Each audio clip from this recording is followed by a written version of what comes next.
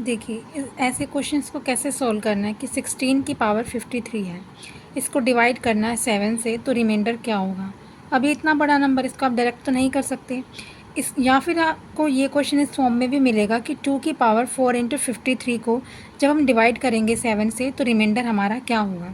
ठीक है, अभी आपने ये रिज़ल्ट पहले पढ़ा ही था, मैंने आपको बताया था कि every integer is congruent to its reminder.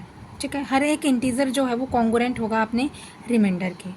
अब जो ये आपका 16 है ना, यानी कि जो है आपका 16 की पावर 53 है, इस 16 को अगर आप 7 से डिवाइड करते हो, 16 को अगर आप 7 से डिवाइड करते हो तो रिमाइंडर कितना बचता है, 2 बचता है ना। 7 दूने 14 और 16 में से 14 को माइनस करेंगे तो आपका जो रिमाइंडर है वो 2 बचता है। रिमाइंडर 2 बचता है तो ये 16 जो है वो इस 2 के भी कॉन्ग्रुएंट होगा इस रिज़ल्ट के अकॉर्डिंग। तो आप ये लिख सकते हो कि दिस इज़ कॉन्ग्रुएंट टू 2 की पावर 53। यानी कि अब हमें फाइंड करना है कि 2 की पावर 53 को जब हम डिवाइड करते हैं 7 से तो हमारा रिमाइंडर क्या आता है। ठीक है, अब मैंने आपको पहले भी बताया था कि हमें 2 की पावर को वहाँ तक लेके जाना है जो इस 7 से कम हो, थोड़ा बहुत कम हो। यानी कि 2 की पावर जब हम 2 की पावर 3 करेंगे, यानी कि 2 की पावर 3 करेंगे 8 आ जाएगा, और 8 जो वो 7 के नियर बाय है। ठीक है, तो ये शॉर्टकट ट्रिक होती है कि जो ये आपका 8 आया जो आपने ढूंढा है 7 के आसपास, इस 7 की और इस 8 की और इस 7 की जो डिफरेंस होगी ना वो उसी के कॉन्ग्रुएंट होता है।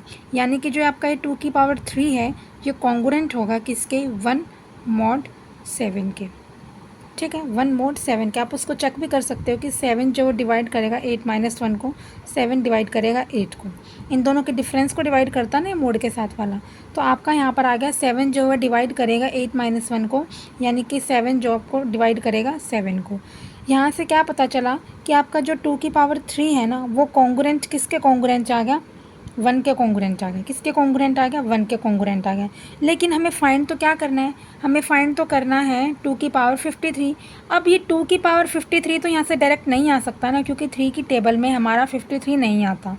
मैं अगर 2 की पावर 3 को 17 से मल्टीप्लाई कर दूँ, 17 से अगर मैं इसको मल्टीप्लाई कर दूँगी 2 की पावर 3 को, तो आपका क्या आ जाएगा, कितना आ जाएगा, 51 आ जाएगा। ठीक है, यहाँ पर इस 1 को भी कर दूँगी 17 से, लेकिन हमें तो चाहिए तो 53 है ना।